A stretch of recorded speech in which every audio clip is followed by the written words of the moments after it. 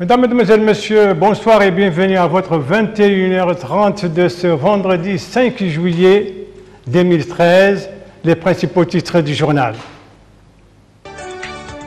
Avec deux cérémonies présidées par la ministre des Affaires sociales, de l'enfance et de la famille à Kaïdi et à Alleg, cérémonie de distribution du matériel pour les personnes handicapées, cérémonie donc d'ouverture d'un atelier de formation à Alleg.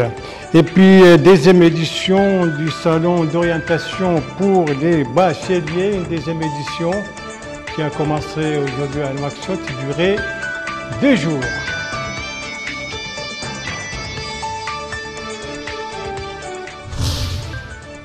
Et puis, vous l'avez vu, c'est le renforcement des mesures de sécurité et de protection de nos eaux territoriales contre la pollution maritime. Le ministère des Pêches et de l'économie maritime entreprend d'ailleurs dans ce sens un vaste programme dans le cadre de cette lutte contre la pollution marine. Notre invité d'ailleurs ce soir, c'est le directeur de la marine marchande. Monsieur le directeur, bonsoir. Et je vais vous retrouver tout à l'heure, mais auparavant, on va parler d'abord de ce message de félicitations adressé par le président de la République à son homologue du Malawi à l'occasion de la fête nationale de son pays. Dans ce message, M. Mohamed Ould Abdelaziz réitère à Mme Joyce Banda sa volonté de continuer à œuvrer pour le renforcement et le développement des relations de coopération privilégiées existant entre les deux pays dans l'intérêt commun de deux peuples frères.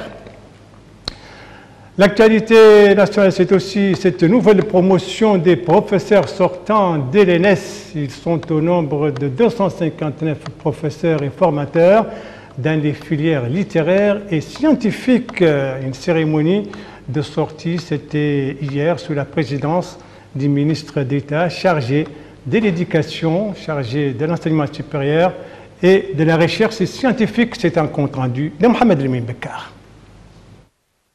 Les récipiendaires de ces prix appartiennent aux lauréats de la promotion des professeurs formés à l'école normale supérieure. C'est en leur honneur que l'école a organisé cette cérémonie au cours de laquelle ils ont reçu leur distinction et leur enveloppe financière de la part du ministre d'État à l'Éducation nationale, à l'enseignement supérieur et à la recherche scientifique Ahmed Ould Baya et de ses homologues de l'enseignement secondaire, fondamental et de la formation professionnelle. D'autres prix ont été remis aux lauréats du concours organisé par l'école sur la vie du prophète et de la poésie et aux majors dans les différentes filières. La nouvelle promotion renferme 209 professeurs dans les matières scientifiques et littéraires ainsi que des formateurs à l'école des instituteurs. Le porte-parole de la promotion a remercié la direction et le staff de l'ENS pour l'effort consenti en vue de relever le niveau de la formation des professeurs afin qu'à leur tour, ils puissent assurer un bon encadrement à leurs élèves. D'autres intervenants issus des différentes sections ont loué les conditions favorables qui ont caractérisé l'année scolaire qui était, selon eux, riche en connaissances et en activités pédagogiques. Lamine Bekar, vous restez avec nous. Cette fois, vous nous amenez à Alleg pour parler de cet atelier organisé dans la capitale du Brakna par le ministère des Affaires sociales, de l'enfance et de la famille. Atelier sur la participation politique de la femme. Atelier qui se déroule donc depuis mercredi dernier et dont le coup d'envoi a été justement donné par la ministre des Affaires sociales, de l'enfance et de la famille. L'implication de la femme dans les affaires publiques à travers sa participation à la vie politique représente le troisième objectif de l'atteinte des OMD. Chez nous, des étapes significatives ont été franchies dans ce domaine et l'œuvre se poursuit. Pour renforcer ces acquis, le département des affaires sociales, de l'enfance et de la famille multiplie les contacts avec les acteurs impliqués dans le domaine de la promotion de la participation politique de la femme. L'atelier régional organisé à Alleg sur le sujet de la participation politique de la femme entre dans ce cadre. Il vise à renforcer la disponibilité de la femme mauritanienne en perspective des prochaines échéances électorales. L'atelier regroupe les femmes au niveau des wilayas du Brakna, du Trarza, du Gorgol et du Tagan. S'adressant à cette occasion aux participantes, la ministre des Affaires sociales, de l'enfance et de la famille, Mme Aïcheval Michel Vergès, leur a fait savoir que la participation politique de la femme se concrétise par l'intéressement aux affaires publiques et la capacité d'assurer les différentes charges et responsabilités, qu'elles soient administratives ou électives. La mise en œuvre de cette option stratégique a été caractérisée, a dit la ministre, par l'appui de l'État à la femme destiné à la préparer à exercer pleinement son rôle dans l'action de développement. Le représentant du PNUD a quant à lui loué la tenue de cet atelier qui s'inscrit, a-t-il dit, dans les efforts de l'État visant à réaliser l'objectif 3 des OMD relatif à la promotion de la femme. Cet atelier, comme celui organisé précédemment à Kifa au profit de représentantes des femmes dans les wilayas des Doho, de la Saba et du Guidimara, s'inscrit dans le cadre du projet d'appui au cycle électoral et de la consolidation de la démocratie financé par l'Espagne. Autre activité de la MASEF, autrement dit la ministre des Affaires sociales, de l'enfance et de la famille, cette fois à Kaïdi, où elle était avant de se rendre à Eleg. Eh bien, à Kaïdi, où elle a visité bien entendu les différents services relevant de son département, et c'est là après avoir présidé, n'est-ce pas, une cérémonie de distribution du matériel au profit des personnes handicapées, tout ça dans le cadre de la journée nationale des handicapés. On dit de Mamadou Gaye. La remise de fauteuils roulants et d'appui financier aux personnes handicapées du Gorgola prouve tout l'intérêt qu'accorde le ministère des Affaires sociales, de l'enfance et de la famille et partant le gouvernement à l'épanouissement et au bien-être de cette frange de la population qui fête la journée nationale qui lui est accordée. L'événement s'est déroulé en présence de Mme Aïcheval Michel Vergès, ministre des Affaires sociales, de l'enfance et de la famille, du Wali, des responsables administratifs et élus locaux. La présence de la ministre et la nouvelle orientation prise par son département ont fait l'objet d'une explication sur les objectifs à atteindre conformément aux orientations du président de la République. C'est pourquoi, dans son discours, elle a insisté sur la volonté de son département d'élargir le champ d'action de ses interventions et la décentralisation des programmes et projets pour être plus près des bénéficiaires. Les responsables du centre de coordination doivent faire preuve d'imagination productive au profit des handicapés. Aujourd'hui, dira-t-elle, le département s'occupe du bien-être de la famille d'une manière globale et personne ne sera laissé en rade. La coordinatrice a quant à elle évoqué l'importance que joue le centre régional et salué l'appui apporté aux handicapés. Votre visite témoigne les efforts déployés par votre département au plan social, de la protection et de la promotion de l'enfant et de la famille en vue de leur implication et leur pleine participation citoyenne au processus de développement de notre cher pays. Aïcheval Michel Vergès a ensuite visité les locaux de la coordination régionale où elle a reçu les explications sur son fonctionnement. La ministre a ensuite inauguré le centre de la petite enfance nouvellement réhabilité avant de tenir une réunion avec les responsables et cadres régionaux de son département pour définir les nouvelles orientations de l'État visant à améliorer les conditions de vie des populations. Retour à Nouakchott où se déroule actuellement, vous le savez, la deuxième édition du salon d'orientation pour les bacheliers. Coup d'envoi ce matin au centre de formation et d'échange à distance. Organisateur, eh bien, c'est le Forum de la jeunesse et de l'orientation en collaboration avec le ministère de la Culture, de la Jeunesse et des Sports. On retrouve Mohamed Lemine Bekar.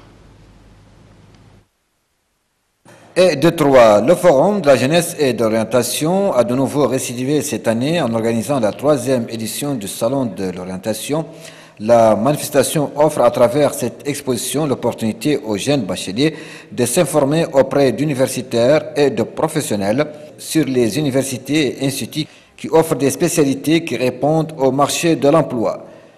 La nouveauté cette année, l'ouverture du salon aux détenteurs des diplômes supérieurs, en plus de stands réservés à l'Association des Mauritaniens des écoles supérieures des ingénieurs, à l'Union des étudiants mauritaniens en Turquie et aux établissements pour faciliter aux étudiants sortants des possibilités de stage en leur sein.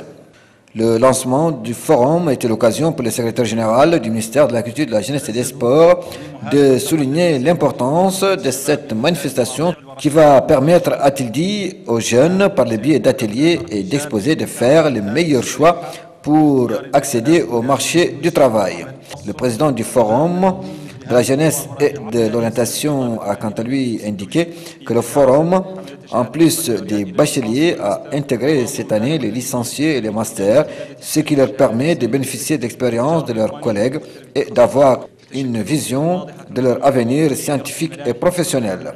L'intervention du directeur adjoint de l'école de l'aviation militaire a porté sur les performances enregistrées par l'armée de l'air en termes de modernisation des acquis et de méthodologie. Quant au professeur Cheikh Sadbou Kamara, il a encouragé l'apprentissage scientifique. Cette première journée a été marquée par une communication sur les technologies d'information et de la communication et les opportunités qu'offre ce secteur. Les officiels ont ensuite fait un tour de l'exposition organisée pour la circonstance. Parlons à présent de la sécurité et de la protection de nos eaux territoriales contre la pollution maritime à travers les produits pétroliers. Dans ce cadre, il faut le signaler, et d'ailleurs c'était le thème d'un atelier organisé par le ministère des Pêches et de l'économie maritime, un atelier qui vient de se tenir à Nouakchott, un atelier de formation qui a duré 4 jours et dont les travaux ont été clôturés hier. Et parallèlement à cet atelier, le même ministère a organisé également un exercice de simulation avec participation donc de tous ceux qui sont concernés par la mise en œuvre du plan Polmar. Et justement, notre invité ce soir sur ce plateau pour parler de tout cela, c'est M. Bebana Ouliahe, qui est directeur de la marine marchande. Monsieur le directeur, rebonsoir. Rebonsoir. J'ai parlé tout à l'heure de Polmar. D'abord, dites-nous, qu'est-ce qui se cache derrière cette abréviation? Alors, Polmar, c'est tout simplement pollution maritime. Pollution maritime, il faut pas parler à la police maritime. Voilà, c'est un plan de pollution maritime, c'est un plan de réponse à un déversement accidentel en mer. C'est-à-dire qu'il définit l'organisation à mettre en place, il décrit les procédures à suivre pour circonscrire toute forme de pollution issue, par exemple, d'un navire pétrolier ou d'un navire ayant des soutes contenant un hydrocarbure. Comme vous le savez, l'intensification des activités maritimes au large de nos côtes, qu'elles soient issues des navires de pêche, des tankers qui sillonnent nos eaux territoriales, comme vous l'avez dit, ou issues de l'exploitation ou de l'exploration de pétrolières, tout cela met en danger quand même nos eaux et nos ressources et la préservation de notre milieu marin. C'est pourquoi il fallait prendre ce plan qui existe depuis 2002 et le tester et mettre à l'épreuve afin de déceler ses lacunes et puis consolider ses points forts. Voilà, donc j'ai parlé d'un exercice. En quoi consistait cet exercice que vous venez d'organiser? Alors exactement, cet exercice, c'est que le meilleur moyen de savoir si notre plan est efficace, c'était de le tester en mer. Alors nous avons donc opté pour concevoir un scénario, c'est le scénario le plus plausible, autrement dit un tanker qui sillonne les larges des côtes mauritaniennes et puis qui fait un abordage avec un chalutier. Alors de cela, il va y avoir une fuite sur une soute et puis il fallait lancer le plan Polmar et voir si notre dispositif était efficace ou pas efficace. Alors évidemment... qu'est-ce que ça a donné les résultats étaient fort encourageants et cela nous a permis de définir nos points forts et puis de voir les zones qui sont faibles afin de pouvoir les corriger. Il faut dire que le plan Polmar quand même est une exigence aussi de la Convention OPERC 90 de l'Organisation maritime internationale qui demande à chaque État d'avoir un plan d'urgence pour donc lutter contre les pollutions maritimes et en même temps définir les procédures de coopération avec les pays riverains et voire même avec les autres pays. Ça c'est de la théorie. Pratiquement, qu'est-ce que vous avez, vous, par exemple, si je prends l'exemple que vous avez donné en tant que qui heurte un autre, Qu'est-ce que vous avez, quels sont les moyens que vous avez justement pour lutter contre une marée de... Alors voilà, l'efficacité en fait du plan Polmar, c'est que... Concrètement, c'est que il s'agit d'une coordination de tous les moyens existants au niveau de tous les services de l'État, qu'ils soient civils ou militaires, qu'ils soient privés, et puis avoir l'expertise internationale. Par exemple, dans cet exercice, nous avons fait intervenir l'administration maritime, donc, qui est spécialisée dans tout ce qui est réglementation et procédure en cas de pollution maritime. Nous avons coordonné avec le génie militaire, qui a des moyens lourds qui peut déployer sur le littoral, la direction de l'air qui peut survoler la surface qui est polluée pour nous décrire un peu la situation de cette nappe et de son comportement, la marine nationale qui est présente en mer, la garde-côte mauritanienne qui est spécialisée dans les luttes contre les pollutions. Mais aussi, nous avons fait appel aux sociétés qui travaillent actuellement dans l'offshore mauritanien, à savoir Petronas, Tullow, et puis toutes les autres, Total. Et donc, nous avons réuni tout ce monde, y compris même les bateaux de pêche. Ils sont venus nous soutenir dans cet exercice. Alors, l'exercice, évidemment, a duré beaucoup d'heures, puisque le scénario, quand même, était un peu catastrophique, dans la mesure où, vous savez, quand il y a une pollution, si vous intervenez les premières minutes, cela peut vous coûter moins de 100 000 oublias. Mais une heure après, ce sont des centaines de millions que vous allez faire utiliser pour combattre cette pollution. Et après 5 heures, c'est quelques milliards. Je reviens toujours au concret. Bon, vous avez cette nappe, vous l'avez localisée, mais quels sont les moyens que vous avez pour justement lutter contre la pollution? Alors, très bien. À ce moment-là, vous savez, l'exercice était quand même difficile parce qu'une nappe, elle est soumise déjà aux effets météorologiques, elle se déplace, elle dérive. Justement. Alors, on avait, à ce moment-là, on était là en train de calculer tous ces déplacements et nous avons des barrages de confinement, c'est-à-dire que nous l'avons situé, nous l'avons confiné avec des barrages et puis nous avons mis des dispositifs. Alors ce sont des barrages flottants, comme vous avez vu, on a des exemples vivants. Le dernier, c'est celui de la catastrophe qui a eu lieu au niveau du golfe du Mexique, qui a coûté des milliards, mais nous espérons pas nous l'espérons justement. Le but du plan de Polmar, de sa réactualisation actuelle, c'est justement d'avoir une réponse immédiate pour éviter la catastrophe du golfe du Mexique ou celle du Prestige en 2003, qui a souillé les côtes du Portugal, de l'Espagne et de la France, ou celle de l'Erika de 99, dont les préjudices aux écosystèmes marins sont actuellement, affectent actuellement les côtes françaises. Je veux dire, et surtout que pour la Mauritanie, vous savez, nous avons des aires marines protégées très sensibles.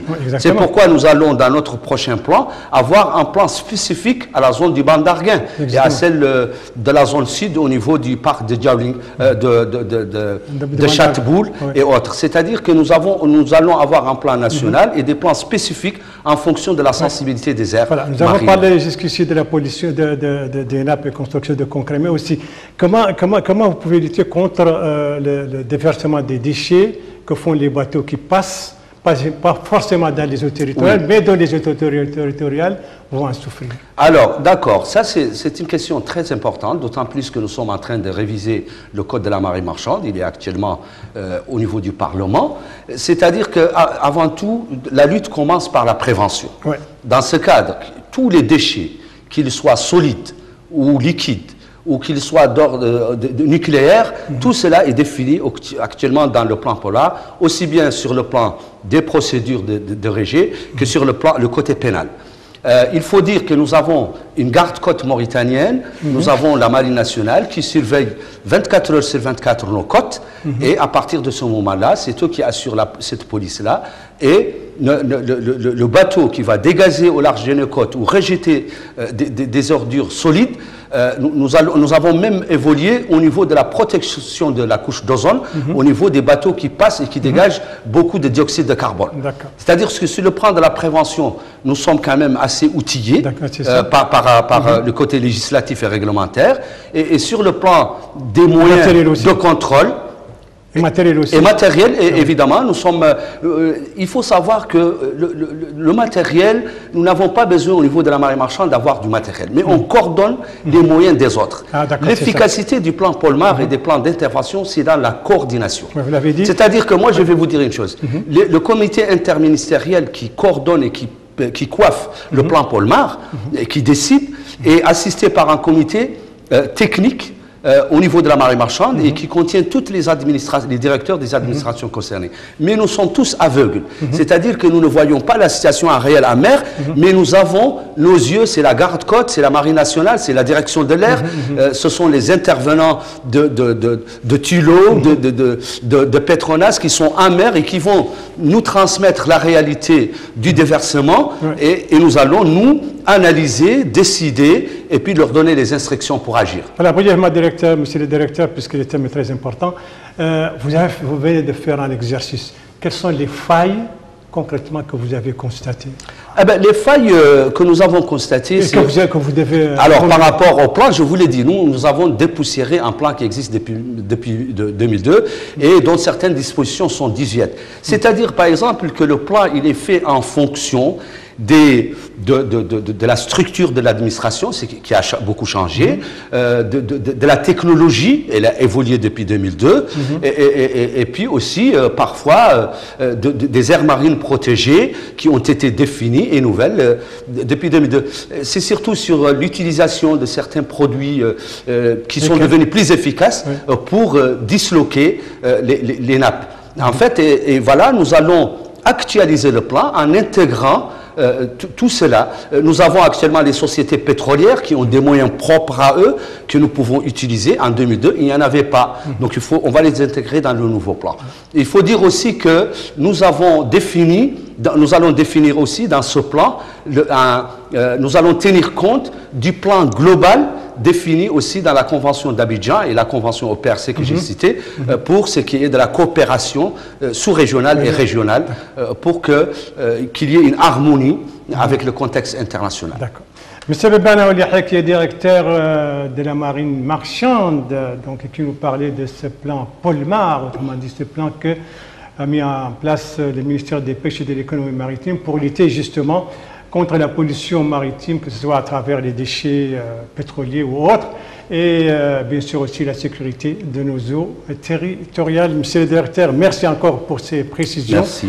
Et merci pour toutes ces informations que vous nous avez données. Nous allons quitter maintenant la mer tout en espérant qu'elle reste propre pour nous rendre sur la terre ferme et précisément nous rendre dans la wilaya de l'Assaba, précisément à Kifa, sa capitale.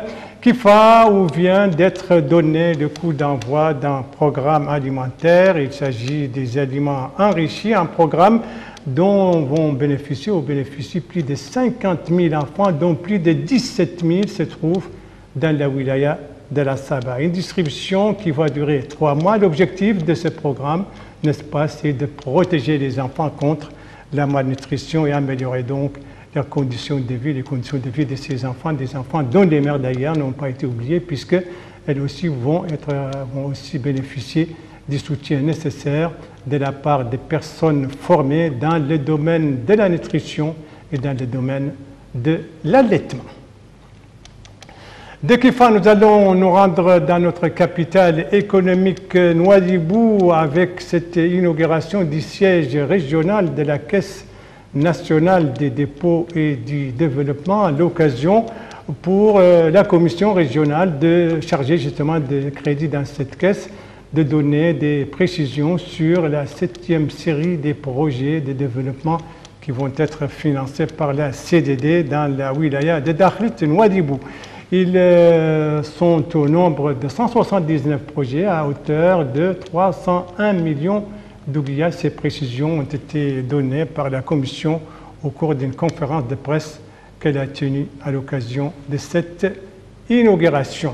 Et nous restons toujours à Nouadhibou, notre capitale économique, avec aussi une autre inauguration, cette fois une inauguration d'une nouvelle mosquée dans le quartier de Bagdad, inauguration entreprise par le Wali, M. Mohamed Wad Ahmed Diora, une mosquée financée donc par une initiative personnelle.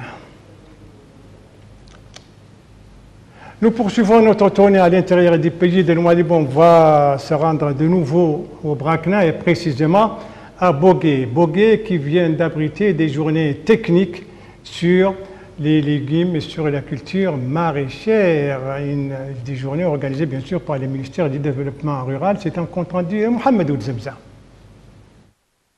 L'objectif des journées techniques vise à diffuser les résultats des activités de recherche, actions réalisées par le programme et ses partenaires, améliorer les connaissances techniques et économiques des acteurs de la filière à travers l'exposition des thèmes techniques et des échanges entre participants, acteurs, partenaires, personnes, ressources, capitaliser les différentes idées innovantes et expériences exposées au niveau des journées, réaliser une communication sur les réalisations du PROPRAF.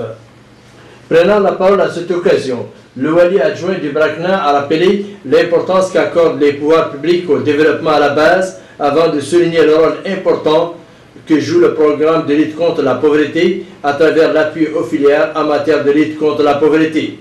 De son côté, le représentant du PROPRAF a exhorté les participants à tirer le maximum de profit de ces journées techniques qui permettront aux uns et aux autres d'échanger les expériences entre les membres des GTF au niveau des différentes zones d'intervention du PROPRAF. Dans l'actualité ce soir, ce forum organisé depuis hier soir par Radio Mauritanie SA, le 6e de ces colloques politiques et religieux, mais aussi sur les droits de l'homme. Cette 6e édition a commencé hier soir, comme vous le voyez ici sur les images. Et dans sa première partie, donc hier soir, c'était la partie politique. Il a été surtout question des prochaines échéances électorales, initiatives et dates. Ce soir, les thèmes débattus ce soir, donc, c'est les droits de la femme et de l'enfant, tandis que la dernière soirée, demain, alors, sera consacrée, elle, au mois béni du Ramadan, le mois béni du Ramadan, qui est attendu dans quelques jours. Activité des partis politiques avec ce soir, celle de l'IPR, l'Union pour la République, l'IPR dont les élus de la Muqata'a de Tayaret ont organisé un colloque politique sous le thème « Les réalisations du président Mohamed Ould Abdelaziz et les perspectives de l'avenir ». C'était l'occasion pour Mme Rabia Ahmed Nallah, sénatrice de Tayaret, Toujounin et Tevrazen, d'expliquer justement l'objectif de cette manifestation tout en appelant les militants au niveau de ces 3 muqata'a de se rendre au centre d'enrôlement pour retirer leur carte d'identité et se faire enregistrer, les a appelés à se faire enregistrer sur les listes du recensement administratif à caractère électoral, ce recensement qui va être prochainement organisé. C'était aussi l'occasion pour M. Ahmed Oudzebza, secrétaire fédéral pour Nouakchott 3, de saluer une telle initiative. Ça, c'était donc encore quelques images de ce colloque politique organisé hier soir par l'IPR à Tayaret. Après les activités des partis, activités étudiantines avec la sortie de la 10e promotion du système LMD, filière droit général et privé.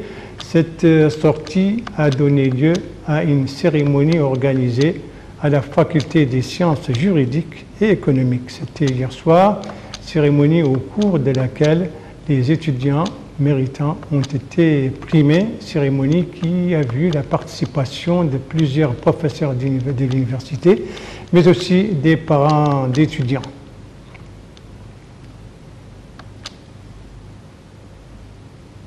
Quant aux étudiants de la filière des études arabes, eh bien, elles aussi, ils ont organisé une cérémonie sous le titre « Satisfaction du moment, incertitude de l'avenir ». C'était hier soir au Musée national, à l'occasion de la sortie de la 3e promotion. L'occasion pour le porte-parole des sortants d'insister sur la nécessité d'accorder l'intérêt qu'il faut à cette langue, a-t-il dit, qui constitue une partie de l'histoire et du patrimoine de ce peuple.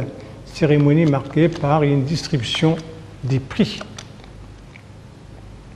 Merci de suivre la télévision de Mauritanie. La suite du journal, mais auparavant, je vous signale que vous pourrez suivre après ce journal un reportage sur la Sira Nabawiya, un reportage organisé par le docteur Brahim Ould-Kleib. Voilà, l'actualité internationale dominée toujours par l'Égypte et ce vendredi aujourd'hui appelé journée de colère par les frères musulmans, cette confrérie qui a organisé et qui organise en ce moment au Caire et dans d'autres villes du pays des manifestations pour protester contre la destitution il y a 2 jours du président Mohamed Morsi. Autre manifestation, cette fois celle organisée par les anti-Morsi, place Tahrir dans la capitale égyptienne, mais aussi dans d'autres villes. Des affrontements ont eu lieu, on parle de 3 morts, tous 3 morts au Caire. Et sur le plan politique, a signalé que le président par intérim, désigné donc depuis la destitution de Mohamed Morsi, le président par intérim a décidé aujourd'hui de dissoudre la chambre haute du Parlement, cette chambre où les frères musulmans sont majoritaires depuis les élections législatives de l'année dernière.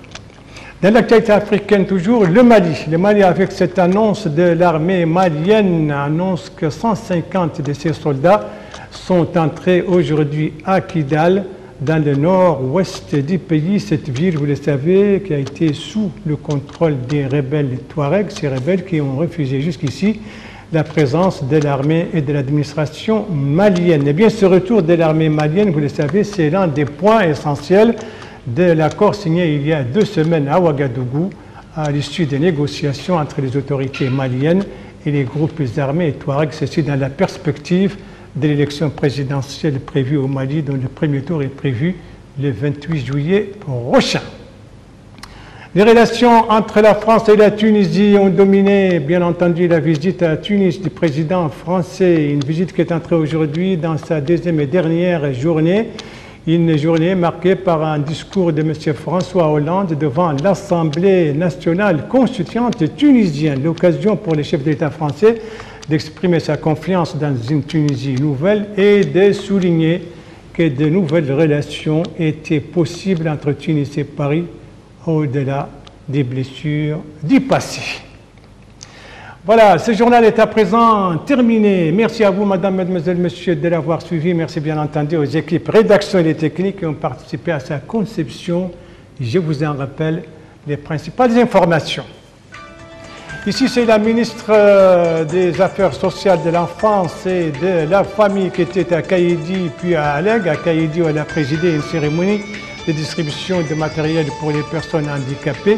Et à Alleg, où elle a donné le coup d'envoi d'un atelier sur la participation de la femme politique, de la participation politique de la femme, bien sûr. Ici, c'est la 2e édition du forum d'orientation, ici à Nouakchott, ce forum dans la 2e édition se déroule depuis ce matin à Nouakchott, une édition qui va durer 2 jours. Et ici, c'est justement ce programme Polmar dont on a parlé tout à l'heure avec l'invité du journal qui est destiné à lutter contre la pollution maritime de nos eaux territoriales. Et c'est dans le cadre de ce programme Polmar du ministère donc de la Pêche et de l'Économie maritime. Et je vous rappelle que vous pourrez suivre après ce journal donc ce reportage dans le cadre de l'émission de Brahim Ould-Kleib sur la Sira Nabawiya, sur la vie donc du prophète Mohammed. Il ne m'explique qu'à vous souhaiter une très bonne fin de soirée, une très bonne fin de semaine et à vous donner rendez-vous, Inch'Allah, demain aux mêmes heures, 19h, 21h30. Bonsoir.